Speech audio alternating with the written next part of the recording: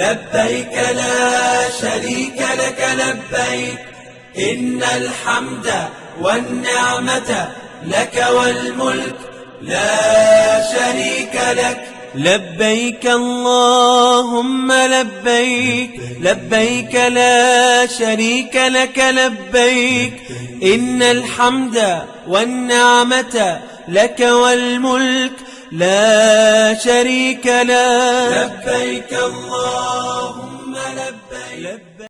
Dear brothers and sisters everywhere, all around the world, I wish you all a happy Eid al-Adha. This Eid is actually celebrated in remembrance of the sacrifice of our Prophet Ibrahim, and I wish everyone sacrifices their own wishes for others so that the entire world is peaceful. Eid Mubarak everyone. This is Muhammad Riaz. All the best. Have a wonderful day. When it's time to pray, I stop what I'm doing. I go to the bathroom to make wudu. I first make intention, then I say Bismillah, and that's how I make wudu. That's how I make wudu. I first wash my hands to remove all the filth. Then I rinse my mouth to remove all the germs. I sometimes brush my teeth just to keep them white, and that's how I make wudu. That's how I make wudu. I next wash my nose with a lot of water.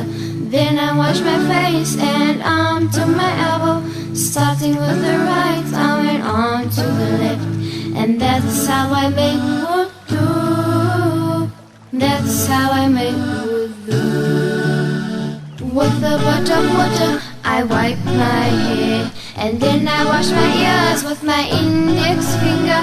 Then I wash my right foot and in with my left, and that's how I make wudu. That's how I make wudu.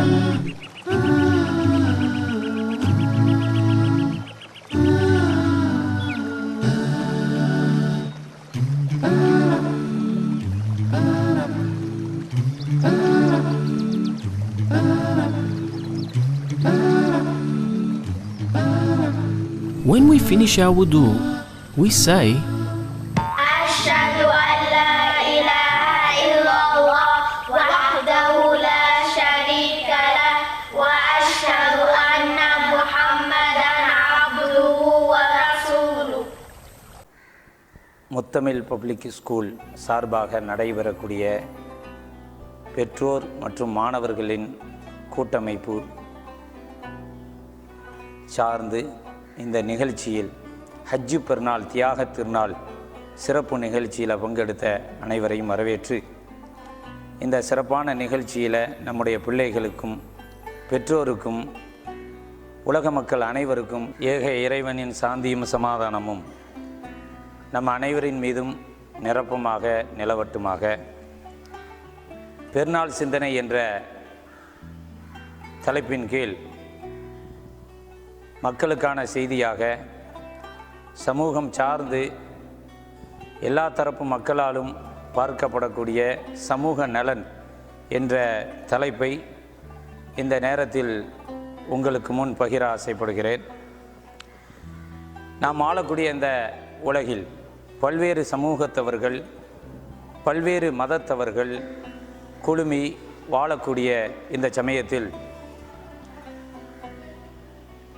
எல்லா தரப்பு மக்களாலும் நன்மையை செய்வதில் அனைத்து தரப்பு மக்களும் அது முன்னெடுத்து செல்லக்கூடிய காலகட்டத்தில் வாழ்ந்து கொண்டு இருக்கிறோம். எல்லா மதத்தவரும் நன்மை செய்ய வேண்டும், அதன் மூலம் ஏக இறைவனிடம் நற்கூலியை பெற வேண்டும் என்பது எல்லா மதத்தவருடைய நம்பிக்கையாக இருக்கிறது. அந்த அடிப்படையில் நாம் ஆளக்கூடிய இந்தியாவில் இஸ்லாமிய சமூகம் இந்த மனித நலம் சார்ந்து எந்த அளவிற்கு மக்களுக்கு போதனை செய்கிறது என்பதுதான் இந்த தொகுப்பினுடைய செய்தியாக பார்க்க இருக்கிறோம். அருமையான பெருமக்களே, இஸ்லாம் 2 பெருநாட்களை நமக்கு கொண்டாடுவதற்கு வழிவகுத்து தந்துள்ளது. சமுதாயத்தில் எல்லா தரப்பு மக்களும் கொண்டாட்டங்களை, திருவிழாக்களை கொண்டாடுகிறோம்.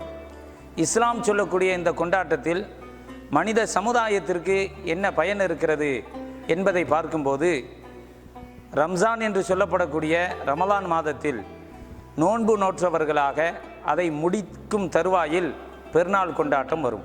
ரம்ஜான் பண்டிகை என்று நாம் எல்லாம் கேள்விப்பட்டு இருக்கிறோம். அந்த பண்டிகை காலங்களில் இஸ்லாமிய சமூகத்திற்கு இறைவனால் அனுப்பப்பட்ட இறை தூதர் முஹம்மது என்ற நபி அவர்கள் சொல்லித்தந்த ஒரு பெருநாள் தர்மம் என்ற ஒரு தர்மம் இருக்கிறது. அந்த தர்மத்தை பற்றி சொல்லும்போது முஹம்மது நபி அவர்கள் சொல்கிறார்கள், நோன்பு வைத்த இஸ்லாமிய பெருமக்கள் அந்த நோன்பில் ஏற்பட்ட சில பிழைகளை, சிறு சிறு பிழைகள் ஏற்பட்டிருக்குமே மனிதன் என்ற அடிப்படையில், அதை சரி செய்ய வேண்டும் என்று சொன்னால் பெருநாள் தர்மத்தை நீங்கள் கொடுக்க வேண்டும் என்று சொல்லித் தருகிறது.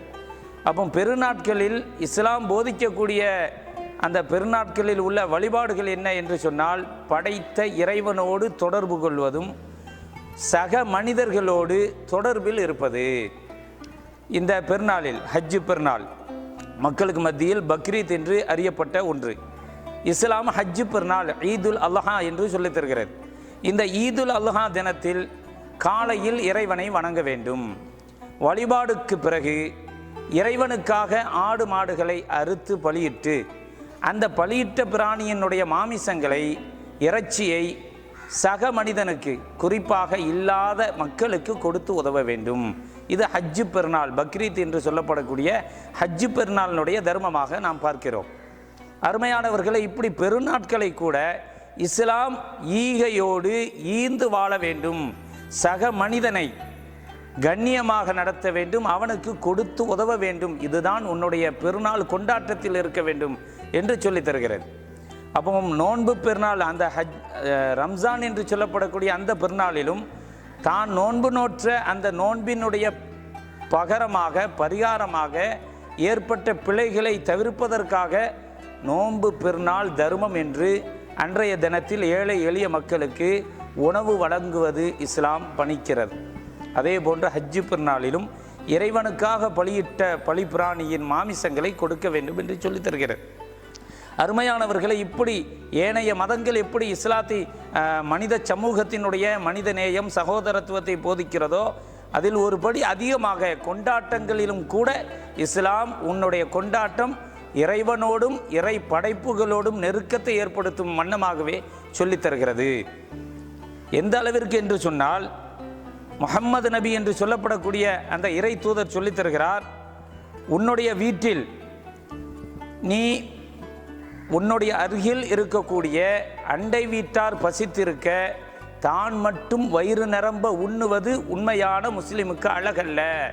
அப்போ உண்மையாக முஸ்லிமாக இருக்க வேண்டும் என்று சொன்னால் அவன் தன் இனத்தை சார்ந்த மனித சமூகத்தில் தன்னுடைய மனிதனாக இருக்கக்கூடிய சக மனிதன் பசித்திருக்க தான் மட்டும் உணவு உண்ணக்கூடாது. அப்போ சக மனிதனுக்கும் பகிர்ந்தளிக்க வேண்டும் என்றுதான் இஸ்லாம் உண்மையான முஸ்லிமினுடைய இலக்கணம் சொல்லித் தருகிறது. அப்போ சக மனிதனை தன்னை எப்படி ஒரு மனிதன் பார்ப்பானோ அதுபோன்று சக மனிதனை காண வேண்டும். எந்த அளவிற்கு என்று சொன்னால், முஹம்மது நபி அவர்கள் சொல்லக்கூடிய ஒரு செய்தி, அவர்கள் சொல்கிறார்கள், நீங்கள் வழிபாதையில் அமரக்கூடாது. நாமெல்லாம் இன்றைக்கி பார்க்குறோம், இளைஞர் சமூகம் கண்டிப்பாக தெரியணும், அதுவும் பள்ளிக்கூட மாணவர்கள் கண்டிப்பாக இதை அறிந்து கொள்ள வேண்டும். என்ன செய்தி என்று சொன்னால், குட்டிச்சோறு கண்டா பிள்ளைங்கள்லாம் ஏறி உட்காந்துக்கிடுவாங்க. பசங்க, இளைஞர்கள், அந்த டீனேஜ் பிள்ளைங்கள்லாம் என்ன செய்வாங்கன்னா, ஊரில் தெருக்களில் ஒரு ஒதுக்குப்புறமான சுவர் கிடைத்தது என்று சொன்னால் அதில் ஏறிக்கொண்டு போகக்கூடிய மக்களை கேலி பண்ணக்கூடிய ஒரு செய்தியை பார்க்குறோம். முஹம்மது நபி அவர்கள் இந்த மனித சமூகத்தில் சக மனிதனை எப்படி பார்க்க வேண்டும் என்று சொல்லும்போது சொல்கிறார்கள், சக மனிதனை பாவிக்கக்கூடிய ஒரு தன்மைக்கு சொல்லும்போது நீ நடைபாதையில் அமரக்கூடாதுன்னு சொன்னாங்க. நபி தோழர்கள் கேட்குறாங்க, முகமது நபியினுடைய தோழர்கள், எங்களால் அவ்வாறு இருக்க முடியாது, வீட்டிலையே எவ்வளோ நேரம் அடைஞ்சு கிடக்குது, நம்மெல்லாம் லாக்டவுனில் பார்த்தோம், வீட்டில் இருக்க முடியலை, எவ்வளோ கஷ்டப்பட்டு வெளியே ஓடி வந்தோம், காவல்துறை நமக்கு எவ்வளோ பெரிய அறிவுறுத்தல்கள் எல்லாம் செஞ்சதும் பார்க்குறோம். அப்போ நாம் வீட்டில் இருப்பது கூட நம்மால் முடியவில்லை, வெளியில் வந்து சக மனிதனோடு சேரணும்னு நினைக்கிறோம். அப்படி சக மனிதனோடு நடைபாதையில் நீ உட்கார்ந்தன்னு சொன்னால் முகமது நபி சொல்கிறாங்க, அதற்குரிய உரிமையை நீ வழங்கிவிட வேண்டும். அதனுடைய உரிமை என்ன அப்படின்னு நபி தோழர்கள், முகமது நபியினுடைய தோழர்கள் கேட்குறாங்க. அதனுடைய உரிமை என்ன? அதில் வயதானவர்கள் வருவாங்க, இடம் அறியாதவர்கள் வருவாங்க, வழி கேட்டால் அவனுக்கு வழி சொல்லுவது உன் மீது கடமைன்னு சொன்னாங்க. ஒரு மனிதன் வந்து நம்ம உட்கார்ந்துருக்கோம், 4 பேர் சுவருக்கு மேலே ஏறி உட்கார்ந்துருக்கோம், ஒரு திண்டில் உட்கார்ந்துருக்கோன்னா ஒரு பெரியவர் வருகிறார், ஊருக்கு அறியாதவர் வருகிறார், இந்த தெருக்கு எப்படிங்க போகணும்னா கேலி கிண்டல் பண்ணக்கூடாதான். அவர் கேட்கக்கூடிய முகவரியை நாம் அடையாளப்படுத்த வேண்டும், அதை சரியாக சொல்லி கொடுக்கணும் அப்படின்னு முகமது நபி சொல்கிறாங்க. அது உரிமைன்னு சொல்கிறாங்க. வழிபாதையில் நீ உட்காரணும்னு சொன்னால் உன்னுடைய பார்வைகளை தாழ்த்தி கொள்ள வேண்டும். அடுத்ததாக சக மனிதன் உன்னிடத்தில் வழி கேட்டால் அந்த வழியை சரியாக முறையாக அவனுக்கு காண்பித்து கொடுக்கணும். அவன் உனக்கு முகமன் கூறினால், முகமன்னா காணிக்கை, நம்மளாம் இஸ்லாமியர்கள் சொல்லுவாங்க, அஸ்ஸலாம் அலைக்கும் சொல்லுவாங்க, உன் மீது சாந்தி நிலவட்டுமாக, இந்த சாந்தி நிலவட்டும் என்று சொன்னால் நீ அவனுக்கு சொல்லணும்னு சொல்கிறாங்க, பதில் உரைக்க வேண்டும். இப்படி அதனுடைய உரிமைகளை முறையாக செய்ய வேண்டும் என்று முகமது நபி அவர்கள் நமக்கு கற்றுத்தருகிறார்கள். அப்போ சமூகத்தோடு மனித சமூகத்தில் நீரோடையில் நாம் கலந்திருக்க வேண்டும், எந்த மனிதனையும் உதாசீனப்படுத்தி விடக்கூடாது. இதுதான் பெருநாளிலும் நமக்கு சொல்லித்தரப்பட்ட ஒரு அம்சம். சாதாரண வாழ்க்கையிலையும் அன்றாட வாழ்க்கையிலையும் ஒரு மனிதன் வழி தெரியாமல் இருந்தால் அவனுக்கு வழி காண்பிப்பது உன்னுடைய உரிமை, கடமை என்று இஸ்லாம் சொல்லித் தருகிறது. அருமையான பெருமக்களே, அப்போ நாம் வந்து இஸ்லாமிய சமூகம் மனித சமூகத்தில் நீரோடையில் அவர்களுக்கு ஈகையோடு ஈந்து வாழக்கூடிய மனிதர்களாக இருக்க வேண்டும் என்று போதிக்கிறது. திருக்குர்ஆன் சொல்லித் தருகிறது. 107வது அத்தியாயத்தினுடைய 1, 2, 3 வசனங்களை படித்தால் தெரியும். அதில் இறைவன் குறிப்பிடுகிறான், மறுமை நாளை நாம் எல்லாம் மரணத்திற்கு பிறகு ஒரு வாழ்வை பெறுவோம், அதில் நன்மை தீமை எல்லா சமூகமும் ஏற்றுக்கொண்டது. இந்து சமூகமாக இருக்கட்டும், கிறிஸ்தவ சமூகமாக இருக்கட்டும், நம்முடைய சகோதர மதத்தை சார்ந்தவர்கள், இஸ்லாமிய சமூகம் எல்லோருமே ஏற்றுக்கொண்டது, மனிதன் மரணத்திற்கு பிறகு இறைவனை சந்திப்பான். அதான் ஆத்மா சாந்தி அடைய வேண்டும் என்று பிற சமூகத்தை சார்ந்த சகோதர மதத்தவர்கள் எல்லாம் போஸ்டர் அடிக்கக்கூடியதை பார்க்குறோம். இஸ்லாமிய சமூகம் அதை மாதிரி சொல்லும். அப்போ மறு உலகம் மறு ஜென்மம் உண்டு, இறைவனிடத்தில் நாம் செல்லுவோம், தண்டனை தவறு செய்திருந்தால் அதற்கான தண்டனை, நன்மை செய்திருந்தால் அதற்கான நற்கூலி கிடைக்கப்பெறும் என்று இஸ்லாம் நமக்கு சொல்லித் தருகிறது. அந்த அடிப்படையில் 107வது அத்தியாயத்தில் இறைவன் குறிப்பிடுகிறான், மறுமையில் இறைவனை சந்தித்து அதன் மூலம் நன்மை தீமை அதற்கான கூலி வழங்கப்படும் என்பதை எவன் பொய்ப்படுத்துகிறானோ அவனை பார்த்தீர்களா? அவனுடைய பண்பு என்ன தெரியுமா? அவன் அனாதைகளை, நிர்கதியாக இருப்பவர்களை விரட்டக்கூடியவனாக இருப்பான், ஏழை எளியவர்களுக்கு உணவளிக்க தூண்ட மாட்டான் என்று சொல்லித்தரு. குற்றச் செயலாக சொல்கிறது. மனித சமூகத்தில் சக மனிதன் பசியில் இருக்கும்போது, அவன் சிரமத்தில் இருக்கும்போது அவனுக்கு ஈகை குணத்தோடு அவனுக்கு ஈந்து வாழ்வது இஸ்லாம் ஒரு கடமையாக சொல்லித் தருகிறது. அதை செய்யாதவன் குற்றவாளி என்று சொல்லித் தருகிறது. இன்னொரு இடத்தில் இறைவன் குறிப்பிடுகிறான், குர்ஆனில் இறைவன் சொல்லித் தருகிறான். அந்த வார்த்தை என்ன சொல்கிறது? நரகத்தில் தீயவர்கள் இருப்பார்களாம். அந்த தீயவர்களிடம் கேட்பானாம் இறைவன், நீ ஏன் இந்த நரகத்திற்கு வந்தாய்? அதற்கு அவன் சொல்லுவானா, இறைவா, உன்னை நான் தொழவில்லை, வணங்கவில்லை. இஸ்லாம் ஏற்படுத்திய 2 வழிபாடு இருக்கு. ஒன்று இறை வணக்க வழிபாடு, இன்னொன்று இறை அடியார்களுக்கு செய்யக்கூடிய ஈகை குணத்தோடு வாரி வழங்கக்கூடிய பண்பு. இந்த 2ம் தான் இறைவனிடத்தில் நமக்கு பெருமதிகளை பெற்றுத்தரும். அப்போ அந்த நரகத்தில் வீழ்த்தப்படக்கூடிய அந்த மனிதனிடத்தில் இறைவன் கேட்பானா, நீ இந்த நரகத்திற்கு வந்ததற்கான காரணம் என்ன? நான் உன்னை வணங்கவில்லை. அடுத்ததாக ஏழை எளியவர்களுக்கு நான் உணவளிக்கவில்லை.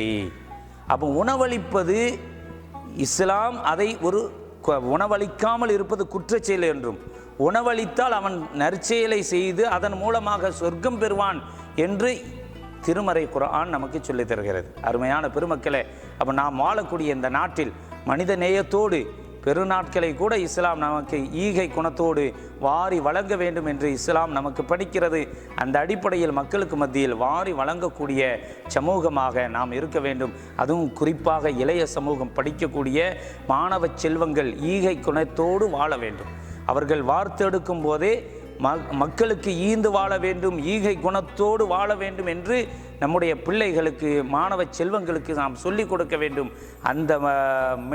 அந்த மெயின் செட்லேயே அந்த பிள்ளைகளுடைய அந்த சிந்தனை ஓட்டத்தோடு இந்த பிள்ளைகளை நாம் வளர்க்க வேண்டும். அல்லாஹு இறைவன், ஏக இறைவனாகிய அல்லாஹ் நம் அனைவருக்கும் ஈகை குணத்தோடு வாழக்கூடிய நற்பண்புகளை நிரப்பமாக தந்து அதன் மூலம் நாளை மரணத்திற்கு பிறகான வாழ்க்கையில் சிறந்த வாழ்வை தரக்கூடிய பாக்கியத்தை ஏக இறைவன் நமக்கு தந்த அருள் புரிவானாக. இவ்வளவு நேரம் இந்த சிறப்பான நிகழ்ச்சியில் பங்கெடுத்த மாணவ செல்வங்கள் மற்றும் அவர்களுடைய பெற்றோர்கள் அனைவருக்கும் இந்த ஈகை திருநாள், தியாக திருநாள், ஹஜ்ஜு பெருநாளினுடைய வாழ்த்துக்களை முத்தமிழ் பப்ளிக் ஸ்கூல் சார்பாகவும் என்னுடைய தனிப்பட்ட சார்பாகவும் தெரிவித்துக் கொள்வதில் பெருமகிழ்ச்சி அடைகிறேன்.